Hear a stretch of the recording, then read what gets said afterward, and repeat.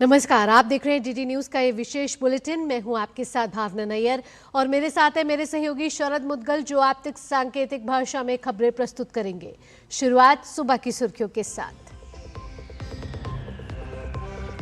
पश्चिम बंगाल विधानसभा चुनाव के पहले चरण में 152 सीटों पर आज होगा मतदान। 16 जिलों में 167 महिलाएं सहित कुल 1478 उम्मीदवार मैदान में। सुरक्षा के पुख्ता इंतजाम।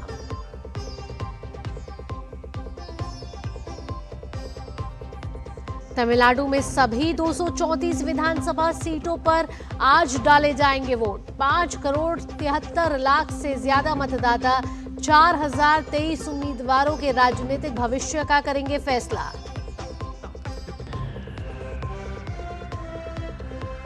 पश्चिम बंगाल में दूसरे चरण के लिए प्रचार चरम पर। प्रधानमंत्री नरेंद्र मोदी आज करेंगे जमकर प्रचार। टीएमसी और कांग्रेस समेत वामपंथी दलों ने भी झोंकी ताकत।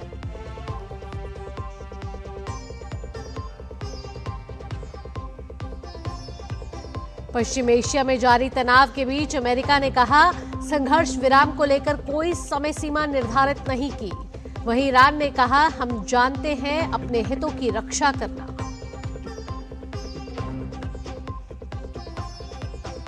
उत्तर प्रदेश, बिहार, झारखंड और मध्य प्रदेश में आज लू चलने की संभावना। मौसम विभाग ने कहा दिल्ली, हरियाणा, चंडीगढ़ और ओडिशा में अगले कुछ दिन तक गर्म रहेंगी रातें।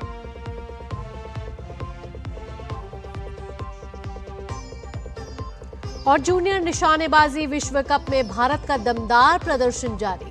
दूसरे दिन 3 रजत और 1 कांस्य सहित जीते 4 पदक। पदक तालिका में तीसरे स्थान पर बरकरार।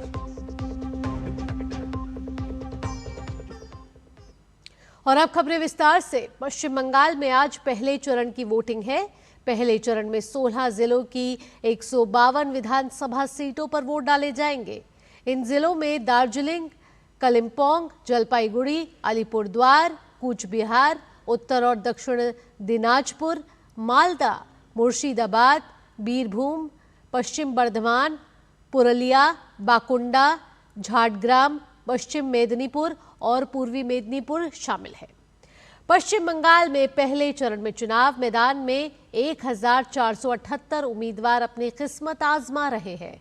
निर्वाचन आयोग के अनुसार इस चरण में 3.60 करोड़ से ज्यादा मतदाता मतदान के पात्र हैं, जिनमें 1.84 करोड़ पुरुष, 1.75 करोड़ महिलाएं मतदाता शामिल हैं। वहीं प्रशासन ने चुनाव को देखते हुए सुरक्षा के कड़े इंतजाम किए हैं। करीब 2407 कंपनियों के साथ 2.5 लाख से ज्यादा केंद्रीय सुरक्षा बलों की तैनाती की गई है, ताकि निष्पक्ष और शांतिपूर्ण मतदान हो सके। तमिलनाडु में भी आज सभी 234 विधानसभा सीटों पर एक ही चरण में वोटिंग है। तमिलनाडु में 5.73 करोड़ से ज्यादा वोटर अपनी वोटिंग अधिकार का प्रयोग करेंगे। प्रशासन ने सुरक्षा को लेकर कड़े इंतजाम किए हैं। चप्पे चप्पे पर सुरक्षा बलों की तैनाती की गई है। पश्चिम बंगाल विधानसभा चुनाव के दूसरे चरण के लिए प्रचार चरम पर है। प्रधानमंत्री नरेंद्र मोदी आज बंगाल के चुनावी रण में जोश भरने उतरेंगे। प्रधानमंत्री मोदी आज कृष्णा नगर में विजय संकल्प सभा को संबोधित करेंगे। मथुरापुर में उनकी दूसरी विशाल जनसभा होगी। चुनावी सरगर्मी यही नहीं थमेगी। शाम को प्रधानमंत्री हावड़ा की सड़कों पर एक भव्य रोड शो के जरिए शक्ति प्रदर्शन करेंगे। पहले चरण के मतदान और प्रधानमंत्री के इन तूफानी दौरों ने बंगाल के सियासी रण के पारे को बढ़ा दिया है। अखिल भारतीय आयुर्विज्ञान संस्थान यानी कि एम्स ऋषिकेश में आज 6ठा दीक्षांत समारोह आयोजित किया जाएगा। समारोह में उपराष्ट्रपति सीपी राधाकृष्णन संस्थान के विभिन्न पाठ्यक्रमों के 386 छात्र छात्राओं को डिग्री प्रदान करेंगे। समारोह में विभिन्न पाठ्यक्रमों में उत्कृष्ट प्रदर्शन करने वाले विद्यार्थियों को 13 स्वर्ण, 5 रजत और 5 कांस्य पदक दिए जाएंगे। इसके अतिरिक्त विद्यार्थियों को 21 certificate of excellence, 5 certificate of appreciation और साथ ही 13 सर्टिफिकेट ऑफ ऑनर भी प्रदान किए जाएंगे। समारोह में कुल 23 पदक प्रदान किए जाएंगे। राज्यपाल लेफ्टिनेंट जनरल गुरमीत सिंह, मुख्यमंत्री पुष्कर सिंह धामी, केंद्रीय राज्य मंत्री अनुप्रिया पटेल कार्यक्रम में शिरकत करेंगी। रक्षा मंत्री राजनाथ सिंह जर्मनी के दौरे पर हैं। इस दौरान उन्होंने जर्मनी के रक्षा मंत्री बोरिस पिस्टोरियस के साथ कील में TKMS पनडुब्बी निर्माण सुविधा का दौरा किया। राजनाथ सिंह ने कहा कि यह दौरा अत्याधुनिक तकनीक और उन्नत नौसैनिक क्षमताओं से परिचित कराने वाला रहा, जो समुद्री क्षेत्र में दोनों देशों के बीच सहयोग को और मजबूत करेगा। केंद्र सरकार ने ऑनलाइन गेमिंग को लेकर एक बड़ा कदम उठाया है। पिछले साल संसद में पारित ऑनलाइन गेमिंग संवर्धन एवं विनियमन अधिनियम अब आगामी 1 मई से पूरे देश में लागू हो जाएगा। इस कानून का मुख्य उद्देश्य ऑनलाइन मनी गेम्स और उनके बढ़ते खतरों से नागरिकों को सुरक्षित रखना है। साथ ही ई स्पोर्ट्स और ऑनलाइन सोशल गेम्स के लिए एक सुरक्षित और पारदर्शी ढांचा तैयार करना है। इस अधिनियम के तहत भारतीय ऑनलाइन गेमिंग प्राधिकरण IEOGA का गठन किया गया है, जो ऑनलाइन गेमिंग सेक्टर का रेगुलेटर होगा। यह प्राधिकरण सुनिश्चित करेगा कि सभी गेम्स कानूनी दायरे में रहे और उपयोगकर्ताओं की सुरक्षा के सभी मानक पूरे हों। अगर कोई गेम ऑनलाइन मनी गेम है तो उसे पूरी तरह से प्रतिबंधित किया जाएगा, जबकि ई स्पोर्ट्स और सोशल गेम्स को एक संरक्षित वातावरण मिलेगा। सरकार की अटल पेंशन योजना ने एक बड़ा रिकॉर्ड बनाया है। 21 अप्रैल 2026 तक इस योजना में कुल नामांकन 9 करोड़ के पार पहुंच गए हैं। वित्त वर्ष 2025-26 में ही 1 करोड़ 35 लाख से ज्यादा नए लोग इस योजना से जुड़े हैं, जो अब तक का सबसे वार्षिक नामांकन है।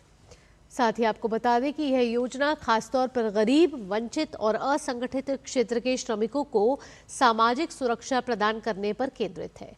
2015 में शुरू हुई इस योजना के तहत 60 साल की उम्र के बाद 1000 से 5000 रुपए तक की गारंटीड पेंशन मिलती है। साथ ही सदस्य की मृत्यु के बाद जीवन साथी को भी पेंशन का लाभ मिलता है। इस योजना का लाभ 18 साल से 40 साल के बीच के लोग नामांकन करा सकते हैं। सरकार और संबंधित संस्थाओं के प्रयासों से योजना का दायरा लगातार बढ़ रहा है, जिससे देश में सामाजिक सुरक्षा को मजबूती मिल रही है। अमेरिकी राष्ट्रपति डोनाल्ड ट्रंप ने ईरान से संघर्ष खत्म करने के प्रस्तावों पर एकजुट और स्पष्ट जवाब की उम्मीद जताई है। व्हाइट हाउस की प्रेस सचिव कैरोलिन लेविट ने बताया कि ट्रंप ने संघर्ष विराम को लेकर कोई तय समय सीमा निर्धारित नहीं की है। उन्होंने कहा कि इस दौरान अमेरिका की नौसैनिक नाकेबंदी और आर्थिक दबाव की रणनीति जारी रहेगी। लेविट ने यह भी स्पष्ट किया है कि ईरान को जवाब देने के लिए कोई निश्चित डेडलाइन नहीं दी गई है और समय सीमा का अंतिम निर्णय राष्ट्रपति स्वयं तय करेंगे। वहीं संयुक्त राष्ट्र महासचिव एंटोनियो गुटेरेस ने अमेरिका के संघर्ष विराम बढ़ाने के फैसले का स्वागत करते हुए इसे तनाव कम करने और कूटनीति के लिए सकारात्मक कदम बताया है। यूएन प्रवक्ता स्टीफन दुजारिक ने कहा है कि सभी पक्ष इस मौके का फायदा उठाएं, संघर्ष विराम का सम्मान करें और बातचीत के जरिए स्थायी समाधान की दिशा में आगे बढ़ें।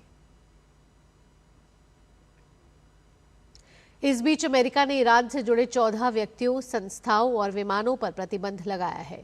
ये प्रतिबंध ईरानी शासन के लिए हथियार और पुर्जे खरीदने और परिवहन करने में शामिल नेटवर्कों को निशाना बनाने के लिए है। अमेरिका ने कहा कि यह नेटवर्क ईरान, तुर्की और संयुक्त अरब अमीरात में फैला है।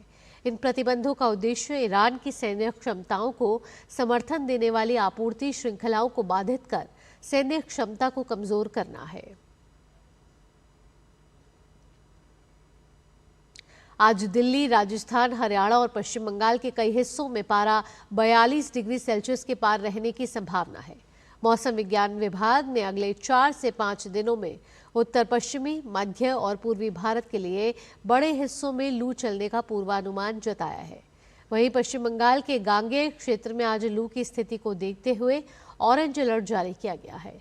विभाग ने कहा है कि बिहार, झारखंड, मध्य प्रदेश और उत्तर प्रदेश में आज लू चलने की संभावना है। वहीं तटीय आंध्र प्रदेश, तटीय कर्नाटक, केरल, तमिलनाडु, पुदुचेरी और कराईकल में गर्म और उमस भरे मौसम की संभावना है। इस बीच दिल्ली, हरियाणा, चंडीगढ़ और ओडिशा में अगले 2 से 3 दिनों में अधिक गर्मी होने की संभावना है। इसी के साथ इस विशेष बुलेटिन में इतना ही। मुझे और मेरे सहयोगी शरद के साथ टीम को दीजिए अनुमति। खबरों का सिलसिला यूं ही जारी रहेगा। नमस्कार।